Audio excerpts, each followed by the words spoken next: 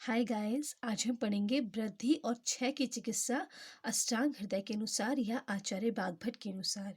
इससे पहले वाली वीडियोस में हम रस आदि धातुओं के क्षय और वृद्धि के लक्षण, वात पित्त कफ के क्षय और वृद्धि के लक्षण और पुरीश मूत्र श्वेत के क्षय और वृद्धि के लक्षण तीनों आचार्यों के अनुसार देख चुके हैं।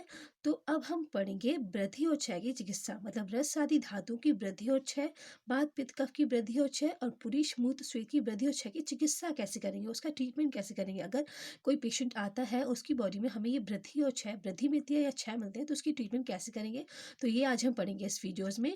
ठीक है, तो गाइस मैं आपको एक बात बता दूं कि इससे पहली वाली वीडियो जो चैनल पे अपलोड की गई हैं, वो आयुर्वेद के बहुत सारे इंपॉर्टेंट टॉपिक्स जैसे दोष रोगों का मूल कारण, दोष प्रकोप के 3 कारण, क्षय प्रकोप प्रशम, प्राकृत विकृत, वात पित्त कफ के कर्म, जठराग्नि पर दोषों का प्रभाव और जठराग्नि की विकृति और देह प्रकृति और कोष्ठ के प्रकार और रसादि धातु की क्षय और वृद्धि, वात पित्त कफ की क्षय और वृद्धि, आयुर्वेद के 8 अंग, दोषों की त्रिविध गति, रोग त्रिविध रोगों के त्रिविध कारण और आश्रय, आत्मरोग का आश्रय है या नहीं, और आयुर्वेद का प्रयोजन, आयुर्वेद का अवतरण और वात पित्त कफ तीनों का वर्णन, उनके गुण और कर्म, और वात पित्त कफ के प्रकार और उनके कर्म और स्थान, और संस्कृत की परिभाषा चरण के अनुसार। ये सारी वीडियोस, चिकित्सा के चतुष्पाद, ये सारी वीडियोस चैनल पे अपलोड कर दी गई है, तो आप चैनल पे जाके वीडियोस चेक कर सकते हैं, सुन सकते हैं, रीड कर सकते हैं, राइट कर सकते हैं, जैसा आपको कंफर्ट हो आप वैसा कर सकते हैं। ठीक है गाइस, तो अब हम आते हैं वृद्धि और क्षय की चिकित्सा के श्लोक पर अष्टांग हृदय के अनुसार या आचार्य बागभट्ट के अनुसार। तो श्लोक देखते हैं। तत्र अस्थिनि स्थितो वायु, पित्तम तु स्वेद रक्तयो, श्लेष्मा शेषेषु, तेनैष आश्रय आश्रयाणां मिथा, यदेकस्य तद अन्नस्य वर्धन छपणम औषधम। इसका रेफरेंस है अष्टांग हृदय सूत्र स्थान के 11 चैप्टर का नाम है दोष आदि विज्ञान, ये अध्याय का 26 एंड 27 श्लोक। अब श्लोक के प्रत्येक शब्द का अर्थ देखते हैं। तत्र अस्थिनि स्थितो वायु, तत्र मतलब है जो इससे पहले वाले श्लोक में रस रक्त मांस मेद असी मज्जसों के साथ धातुएं और श्वेत मूत्र पुरीश मलों के बारे में बताया है, तो उनमें अस्थि में रहती है वायु, स्थितो मतलब रहती है, स्थित है वायु। उन रस आदि धातुओं एवं स्वेद आदि मलों के मध्य में वायु अस्थि में स्थित रहता है। ठीक है। पित्तम तो स्वेद रक्तयो, पित्त जो है रक्त तथा स्वेद में रहता है। पित्त का अधिष्ठान कहाँ है? रक्त में और स्वेद में। और श्लेष्मा शेषेषु, श्लेष्मा जो है वो कफ जो है वो शेष धातुओं में जैसे रक्त, मांस, मेद, मज्जा एवं शुक्र में रहता है। ठीक है। इसलिए इन रस आदि जो आश्रय है, बाद आदि आश्रय की वृद्धि एवं क्षय में एक ही समान चिकित्सा होती है। तो रस आदि धातुओं एवं स्वेदादि मलों के मध्य में स्थित वायु में स्थित अस्थि में वायु रहती है। तो वायु जो है वो आश्रयी है और अस्थि जो है वो आश्रय है। ऐसे ही पित्त जो है वो आश्रयी है, रक्त और श्वेत आश्रय है। कफ जो है वो आश्रयी है और रक्त मांस मेद मज्जा एवं शुक्र ये आश्रय है। तो रस आदि आश्रय और वात आदि आश्रयी, वात पित्त कफ आश्रयी और रस जो जिनमें धातुओं में जो ये वात पित्त कफ रह रहे हैं वो आश्रय है।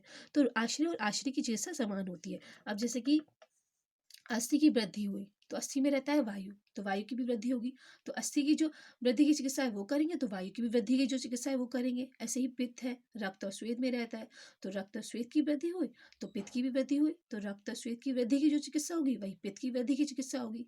नहीं, मतलब रक्त और श्वेत की वृद्धि की चिकित्सा करेंगे तो पित्त की भी वृद्धि की चिकित्सा करेंगे। ऐसे ही श्लेष्मा है यानी कि कफ है, वो रक्त मांस मेद मज्जा और शुक्र में रहता है, तो इनकी रक्त मांस मेद मज्जा और शुक्र की वृद्धि होगी तो कफ की भी वृद्धि होगी, तो इनकी वृद्धि की चिकित्सा होगी तो कफ की भी वृद्धि की चिकित्सा होगी। तो यानी कि आश्रय यानी कि रस रक्त आदि धातुएं जिनमें ये वात पित्त कफ रह रहे हैं, और आश्रयी मतलब वात पित्त कफ, इन दोनों की चिकित्सा समान होती है। ठीक है। अब देखते हैं दूसरा श्लोक। अस्थि मारुत योर नैव प्राय वृद्धि ही तर्पणात् श्लेष्मणा अनुगता तस्मात् संचयस्त तद विपर्यात् वायुना अनुगतो अस्माच्च वृद्धि क्षय समुद्भवान विकारान साध्य च शीघ्र क्रमालंघन ग्रहण। इसका रेफरेंस है अष्टांग हृदय सूत्र स्थान के 11 चैप्टर का नाम है दो शादी विज्ञानी अध्याय, उसका 27, 28 एंड 29 श्लोक। अब श्लोक के प्रत्येक शब्द का अर्थ देखते हैं। अस्थि मारुत योर नैव किंतु अस्थि एवं वायु की वृद्धि एवं क्षय में ऐसा नहीं होता है।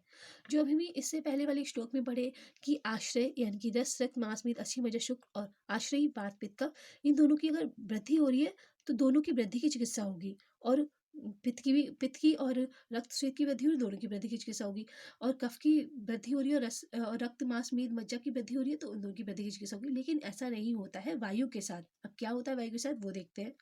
क्योंकि प्रायः सभी प्रकार की शरीर धातुओं की वृद्धि अत्यंत संतर्पण से होती है। प्रायः वृद्धि ही तर्पणात्, तो संतर्पण, अगर हम संतर्पण करेंगे, संतर्पण मतलब गुरु स्निग्ध भोजन करेंगे तो इससे सारी धातुओं की वृद्धि होती है, और वह वृद्धि कफ के अनुकूल होती है। कफ बढ़ता है और वृद्धि होती है। और संतर्पण के विपरीत अपतर्पण से सभी का क्षय होता है। और संतर्पण के विपरीत अपतर्पण, अगर अपतर्पण करेंगे हम, अपतर्पण में यानी कि लंघन करेंगे, यानी कि रूक्ष आहार विहार और बहुत प्रमित आहार विहार करेंगे, यानी नपतुला खाना खाएंगे, तो इससे सारी धातुओं की क्षय होता है, ठीक है, किंतु वायु की वृद्धि होती है। लेकिन वायु के केस में उल्टा है। वायु जो है, अगर हम ग्रहण करेंगे तो वायु का क्षय होता है। सारी धातुएं हैं तो ग्रहण करते हैं तो सारी धातुओं की वृद्धि होती है। लेकिन अगर हम ग्रहण करते हैं, अगर हम स्निग्ध आहार विहार गुरु आहार विहार खाते हैं तो इससे वायु का क्षय होता है। कैसे होता है वो हम आगे देखेंगे। इसलिए वृद्धि एवं क्षय से उत्पन्न रोगों में लंघन एवं ग्रहण करना चाहिए। अगर किसी की वृद्धि हुई है धातुओं की तो वृद्धि में लंघन करना है और क्षय में ग्रहण करना है। किंतु वायु की वृद्धि में ग्रहण करना है। वायु की अगर वृद्धि हुई है तो ग्रहण करना है और क्षय में लंघन करना है, चिकित्सा करनी चाहिए जिसके विकारों को शीघ्र शांति कर सके। तो अब देखते हैं, वायु जो होता है वो रूक्ष होता है। वायु बढ़ रही है तो रूक्षता बढ़ रही है बॉडी में, तो इसलिए हमें स्निग्धता करना है। स्निग्धता करेंगे तो वायु कम हो जाएगी। तो स्निग्धता किससे आती है? संतर्पण से, गुरु आहार विहार से, स्निग्ध भोजन से। तो संतर्पण क्या होता है? गुरु आहार विहार स्निग्ध भोजन। तो अगर गुरु आहार विहार स्निग्ध भोजन करेंगे तो जो बढ़ी हुई वायु है वो कम हो जाएगी, क्योंकि वायु में रूक्षता होती है, और इसमें संतर्पण में स्निग्धता करेंगे तो वायु कम हो जाएगी। तो इसलिए वायु की वृद्धि हुई तो क्या करेंगे? संतर्पण। वैसे अगर जो रक्त मांस मेद और कफ और पित्त की वृद्धि हो रही थी तो हम क्या कर रहे थे? लंघन या अपतर्पण, ठीक है। अब देखते हैं क्षय। क्षय मतलब वायु की अगर क्षय है, वायु की अगर क्षय है तो इसका मतलब ये है कि रूक्षता कम है।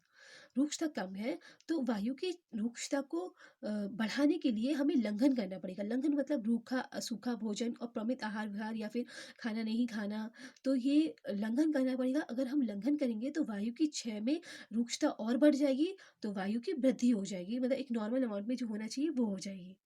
तो वायु की वृद्धि में क्या कहा? ग्रहण। और वायु की क्षय में क्या किया? लंघन।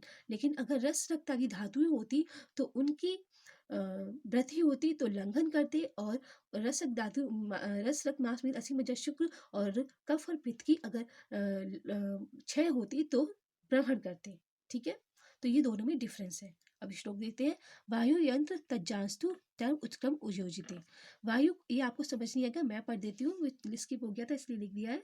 वायु को छोड़कर चिकित्सा उपयुक्त क्रम से करनी चाहिए। वायु को छोड़कर, वायु वात को छोड़कर अगर कफ पित्त और रस रक्त आदि धातुएं हैं तो वृद्धि में करना है।